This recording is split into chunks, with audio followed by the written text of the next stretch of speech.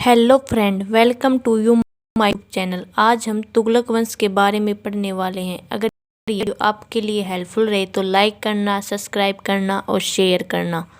चलिए अब हम शुरुआत करते हैं तुगलक वंश के बारे में। जो तुगलक वंश की जो शुरुआत होती है वो 1320 ईस्वी में होती है और 1413 से लेकर या फिर 1414 कहीं कहीं पर मिलता है, तब तक रहता है। यानी कि शुरुआत हुई ना वो 1320 में, जबकि इसका अंत हुआ वो 1413 या फिर कहीं कहीं पर 1414 में मिलता है। अब जो तुगलक वंश था ना, इसके जो पहले संस्थापक कौन थे, ये माना जाता है कि इसमें जो पहले संस्थापक बने वो गयासुद्दीन तुगलक बने थे। जिनका वास्तविक नाम या बचपन का नाम क्या था, गाजी मलिक था, या फिर हम गाजी तुगलक के नाम से भी जानते हैं, यानी कि गाजी तुगलक भी। अब इनका जो शासन काल रहा वो कब से कब तक रहा था, ये 1325 तक रहे थे। इनका जो शासन काल रहा था वो 1320 से लेकर 1325 तक रहा था। इन्होंने किया कि ये 1320 में सुल्तान बने। और इनके बारे में सबसे ज़्यादा ये पूछा जाता है कि मंगोलों ने सबसे कितनी बार आक्रमण किया, तो 29 बार इनके शासनकाल में मंगोलों ने आक्रमण किया।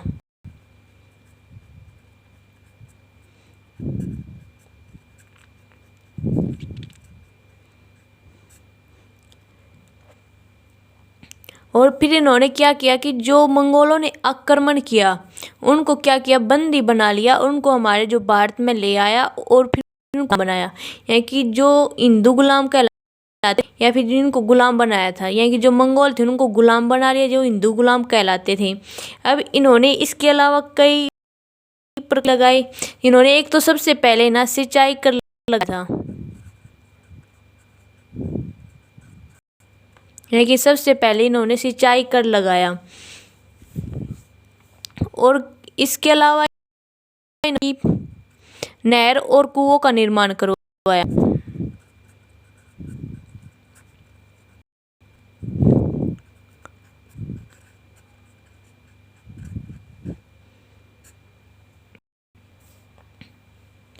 और इन्होंने एक तुगलकाबाद शहर की स्थापना की।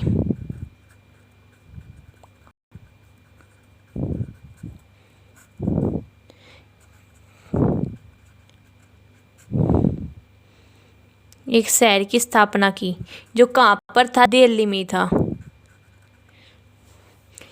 इसके अलावा इसने देखो तुगलकाबाद शहर की स्थापना किस समय की थी, रोमन शैली में की थी।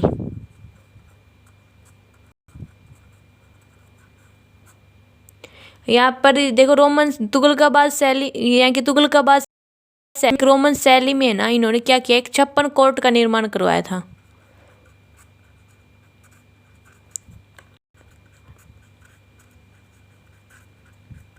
देखो इन्होंने तुगलकाबाद शहर की स्थापना की, कहाँ पर की, दिल्ली में। और दिल्ली में फिर इन्होंने एक रोमन शैली का प्रयोग किया और रोमन शैली से इस शहर में क्या करवाया, इन्होंने एक 56 कोर्ट का निर्माण किया, या फिर छोटी कोट नामक किले का निर्माण करवाया, यानी कि किले का निर्माण करवाया। और जो इनकी मृत्यु होती है ना वो 1325 में हो जाती है।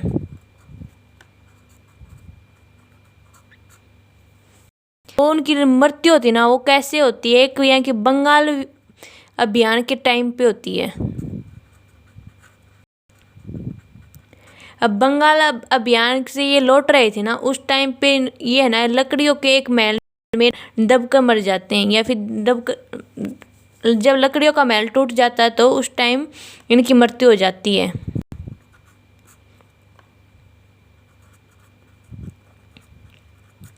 अब देखिए लकड़ियों का महल कैसे था या फिर उनमें दबकर कैसे इनकी मृत्यु हुई।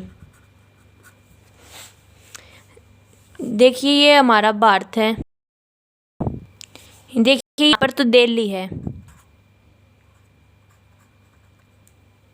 और यहाँ पर क्या है, बंगाल।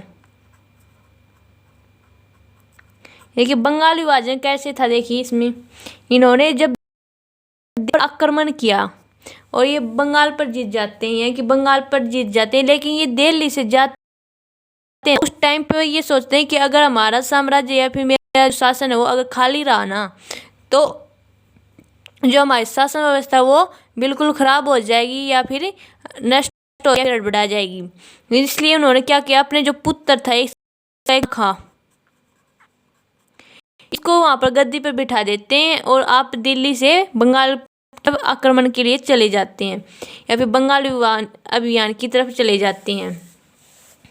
अब क्या होता है, इनको बंगाल जीत मिलती है और ये जीत मिलने के बाद में वो वापस दिल्ली की तरफ चलते हैं।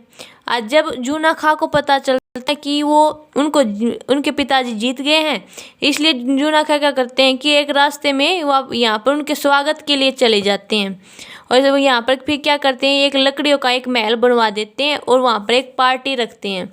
अब इस पार्टी में क्या करता है, जो उसके पिताजी गले मिलते हैं और आपस में बातें करते हैं। आज जब जूना खां ना महल से निकल चुका था, उस टाइम पे जो लकड़ियों का महल था वो गिर जाता है। लेकिन उस जो लकड़ियों के महल थे ना, वहाँ पर कौन स्थित होते हैं, यहाँ कि जो गयासुद्दीन तुगलक थे वो अंदर ही थे लकड़ियों के महल में और उनकी मृत्यु हो जाती है। यहाँ के बीच रास्ते में किसने दी, जूना खां ने। जूना खां को क्या किया था, इन्होंने जो बंगाल अभियान था इसके लिए गए हुए थे, तब उन्होंने इसको गद्दी पर बिठाया था और उसके बाद में यहाँ की बंगाल अभियान पे अब उनको जीत मिली तो वे दिल्ली की तरफ आ रहे थे, लेकिन जूना खां उनको पार्टी देने के लिए रास्ते में चला जाता है। और जब रास्ते में चला जाता है तो वहाँ पर एक लकड़ियों का महल बनवाता है, वहाँ पर पार्टी देता है। तो पार्टी देने के बाद में जूना खां जब महल से निकल पड़ते हैं ना, तो जो गयासुद्दीन तुगलक थे वो महल में उपस्थित थे और उनकी लकड़ियों का महल गिर मृत्यु हो जाती है। देखिए, लेकिन कई इतिहासकार इसको षड्यंत्र मानते हैं। जूना खां ने है ना, जो सत्ता के लालच में इन्होंने अपने पिता की मृत्यु करवाई या फिर हत्या कर दी। फिर कई जो इतिहासकार हैं इसको एक बिजली की घटना मानते हैं या फिर दैवीय कारण मानते हैं। यानी कई कहते हैं इनकी बिजली गिरी होगी, इसकी वजह से इनकी मृत्यु हुई होगी, या फिर दैवीय कारण मानते हैं।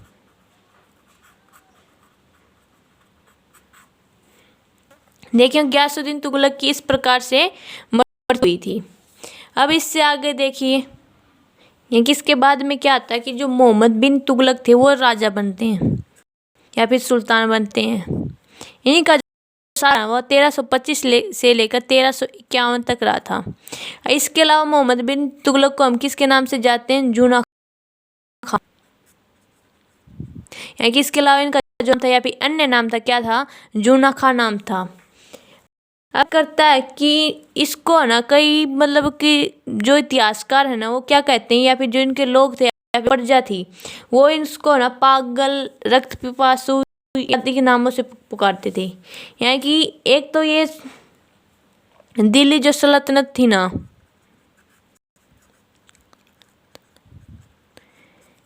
में सबसे पढ़ा लिखा व्यक्ति था, यानी कि एक पढ़ा लिखा व्यक्ति था।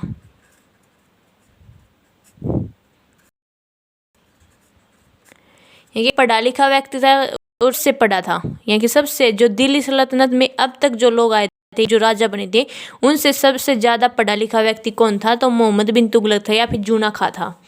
लेकिन फिर भी लोग इसको अलग अलग नामों से पुकारते हैं। एक तो पागल, सनकी, और फिर इसको रक्त पिपासु भी कहते हैं। यानी कि इनके नामों से पुकारते हैं। लेकिन इसको कहते क्यों हैं ये हमें पता होना चाहिए। देखिए इसमें कैसे होता है कि क्यों कहते हैं। एक तो इन्होंने क्या किया, दो आब में वृद्धि कर दी।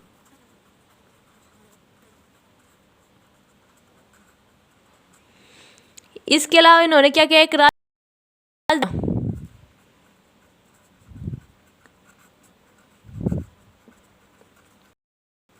फिर इन्होंने क्या किया, एक सांकेतिक मुद्रा को चलाया।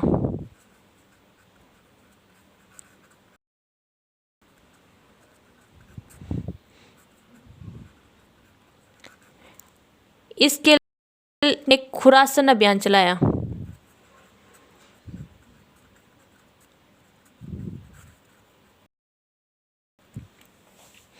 देखिए, दो आब में वृद्धि से कब की थी इन्होंने, 1326 में।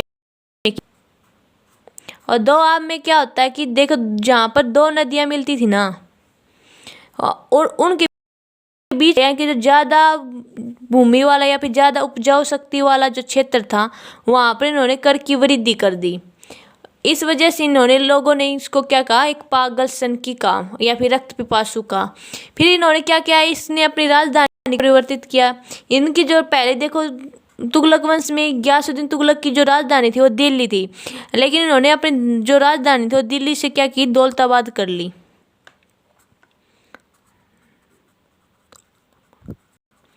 दौलताबाद कहाँ पे है, गुजरात में। अब देखो कि इसको क्यों कहा इसमें, क्योंकि जो दिल्ली के लोग थे ना वो राजनीति के बारे में ज़्यादा जानते थे, यानी कि राजनीति के बारे में, साम्राज्य के बारे में इनको पता था। लेकिन जो गुजरात के लोग थे ना वो इनके बारे में नहीं जानते थे, इसलिए इसने क्या किया कि जो दिल्ली के लोग थे उनको वहाँ पर गुजरात में ले जाना शुरू कर दिया। इस वजह से इन्होंने इसको पागल कहा। फिर इन्होंने क्या किया, एक सांकेतिक मुद्रा चलाई। अब सांकेतिक मुद्रा कब चलाई थी इन्होंने, 1328 में, या कहीं कहीं पर 29 में मिलती है। जो इन्होंने राजधानी परिवर्तित की थी वो कब की थी, 1327 में की थी। देखिए इन्होंने सांकेतिक मुद्रा क्या की, तांबे के जितल को चला दिया, यानी कि तांबे के की जितल को चला दिया, यानी कि तांबे की जितल को चला दिया। जब के जो सिक्के थे या फिर चांदी के थे उनको बंद कर दिया। इन्होंने देखो क्यों बंद किया, क्योंकि उस टाइम पे मतलब कि लोग आपस में धन लूट कर इकट्ठा कर चुके थे। इस वजह से उन्होंने क्या किया कि ये सोना चांदी के जो सिक्के थे उनको बंद कर दिया और एक दिया जिसे तांबे के जितल के रूप में चलाया। जैसे हमारे मोदी सरकार ने 2016 में नोटबंदी की थी, टाइप से उनको काला धन निकलवाने के लिए लोगों से इन्होंने तांबे के जितल को चलाया। लेकिन फिर भी इनको लोगों ने क्या कहा, एक सन की, और फिर इन्होंने कि खुरासन अभियान क्या था कि खुरासन ये क्या करते हैं, जो खुरासन अभियान था वो कब चलाया था इन्होंने, 1329 में चलाया था। आइए कहाँ पर चलते हैं कि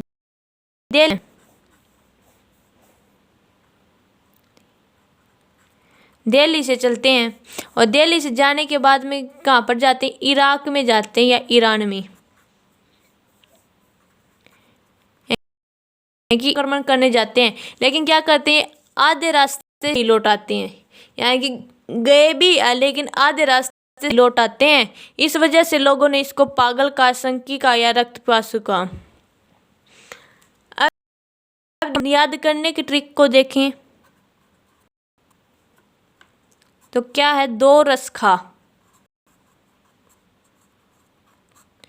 देखिए क्या क्या कार्य किए इन्होंने, एक तो दोआब पर में वृद्धि की, दोआब में कर में वृद्धि की, दोआब में कर वृद्धि की, और उन्होंने एक राजधानी को परिवर्तित किया, एक सांकेतिक मुद्रा को चलाया, एक खुरासन अभियान था इसका। इसके अलावा इन्होंने क्या कार्य किए ये देखिए। अब दीवान एक कोई की स्थापना की,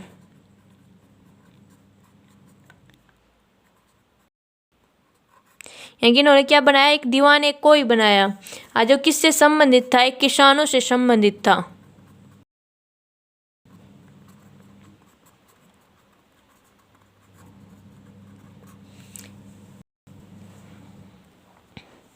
और फिर इनके जो है ना कार्य शासन काल में क्या हुआ कि कुछ साउथ के जो स्टेट थे जाते हैं, स्वतंत्र हो जाते हैं, यानी कि जो साउथ इंडिया के जो कुछ स्टेट थे या फिर जो राज्य थे वो क्या हो जाते हैं, स्वतंत्र हो जाते हैं या फिर इंडिपेंडेंट हो जाते हैं। इसमें देखिए कौन कौन से राज्य थे वे, एक तो मदुरा साम्राज्य,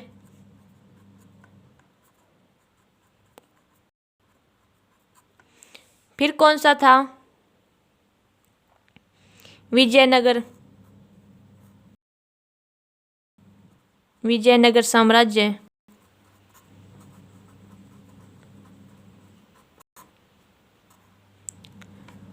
और एक कौन सा था, बहमनी साम्राज्य।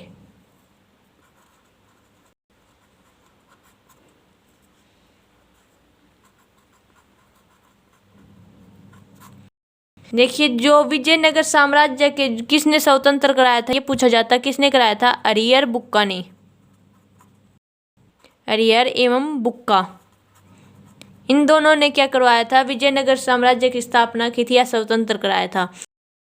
क्या करते हैं ये, इसके शासनकाल में इब्न बतूता एक अफ्रीकी जो यात्री आते हैं, इब्न बतूता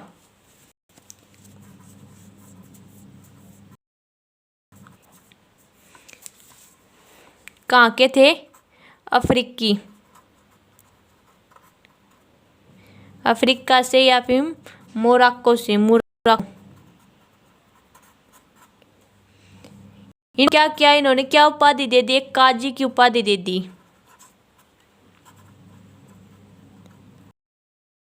या फिर न्यायाधीश, यानी कि इसकी उपाधि किसको दे दी? इब्न बतूता को दी थी। इस वजह से लोगों ने क्या कहा? इसको एक पागल कहा, क्योंकि जब एक विदेशी यात्री को एक इन्होंने एक काजी या फिर न्यायाधीश की उपाधि दे दिया जो लोगों के बारे में था, इस वजह से। अभी इब्न ने क्या एक पुस्तक लिखी थी? कौन सी पुस्तक लिखी थी? एक रहला। आज जो इब्न बतूता की जो मृत्यु होती है वो कहाँ पर होती है? थान के गोहन के पास में हो जाती है, यहाँ के थट्टा गोहाना, गोहान के पास में मृत्यु हो जाती है। और यहीं पर क्या होता है कि जो मोहम्मद बिन तुगलक थे, इनकी भी मृत्यु हो जाती है।